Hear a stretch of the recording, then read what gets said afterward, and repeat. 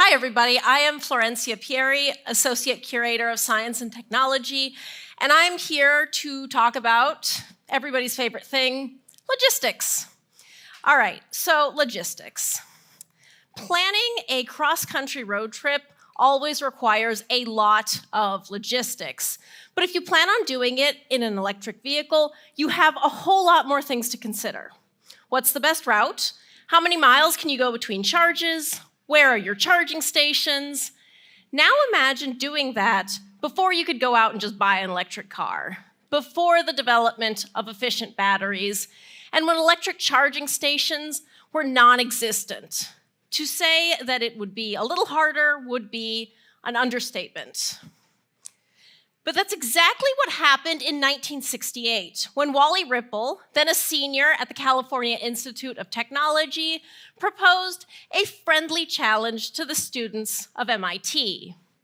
Ripple was passionately committed to the advancement of electric-powered vehicles, and he had spent the last 2 years perfecting his own electric car, a modified 1958 Volkswagen minibus, which he called the Volkswagen, pretty clever.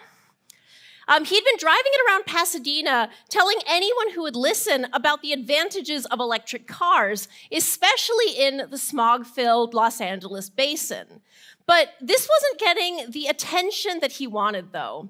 So drawing on an old rivalry between Caltech and MIT, he suggested a friendly cross-country race between the two universities in an electric car. Caltech would start from Pasadena and drive across the country to Cambridge, and MIT would do the same route in the opposite direction. Obviously, the Caltech team had a massive head start. Ripple's already had his Volkswagen, but MIT wasn't one to back down from a challenge, and students quickly began work on their own vehicle. They win for style points. They were in a 1968 Chevy Corvair, which they dubbed the Electric Car Hack 1, or Tech 1 for short. But it's not just cars that need to be retrofitted with batteries. Remember, this is 1968. There were no charging stations. So as part of planning for this race, the teams had to throw together charging stations, some of them scarier than others, all along the route. And if your car didn't make it to the next charging station, as happened to MIT more often than once, it had to be towed to the next one, and that towing time would be detracted from your overall time. So here is Tech 1. It's being charged in Cleveland, Ohio, at one of those predetermined charging stations.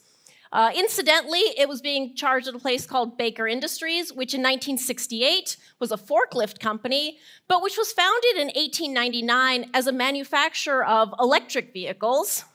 Here's one of their ads for a Baker electric carriage. This is from 1906. And I bring this up as a reminder that although electric cars might seem new, they actually have a history that's just as long as the history of the automobile itself. And in the early years of this technology, it wasn't clear whether it would be electric or internal combustion engines that would come out on top. Anyway, back to the race. So 3 frenzied months of work, at least for MIT, but finally the two groups were at the starting line on the morning of August 26, 1968. The race did not go smoothly. Overheated batteries meant that both cars needed to drive around in a car full of ice. One journalist that was following the MIT team quipped that a typical refueling stop was 100 kilowatts of electricity and 100 pounds of ice. There were also blown fuses, burnt out motors on both teams that had to be replaced, and a non-zero number of fires. So it took 7 days, 6 hours, and 26 minutes, but on September 4th, Tech 1 crossed the finish line in Pasadena. You actually can't see it very well here because Tech 1 is the white car behind the black one. So the motor gave out about 100 miles from Caltech, so it had to be towed the last 100 miles. 37 hours and 27 minutes later, the Volkswagen made it to Cambridge.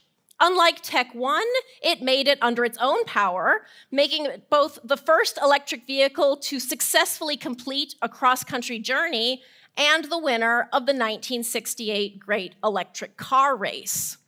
Waving it into the finish line was a black and white checkered flag. In fact, the same checkered flag we have in the collection. So in terms of publicity, the race was a huge success.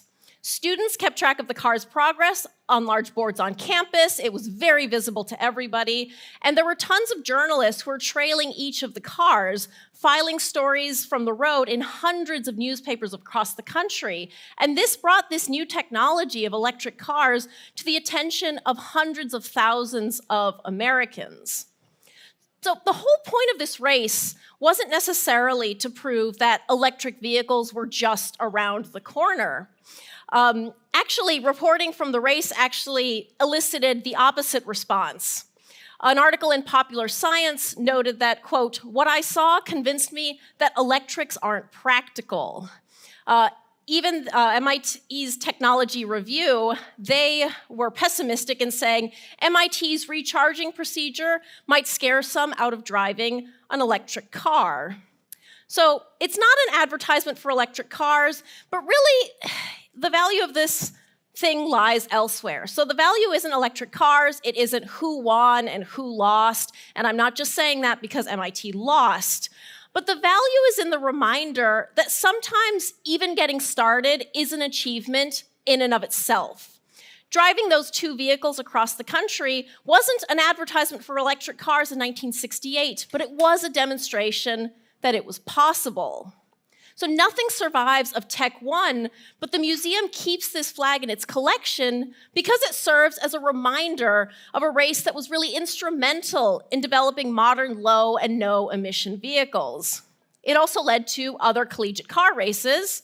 In 1970, there was the Clean Air Car Race, another Pasadena-Cambridge race, this time with vehicles that met very stringent emissions requirements. In 1972, there was the Urban Vehicle Design Competition that was also for low emissions cars, but also cars that would be safe to drive on city streets, which most of the earlier cars kind of were not.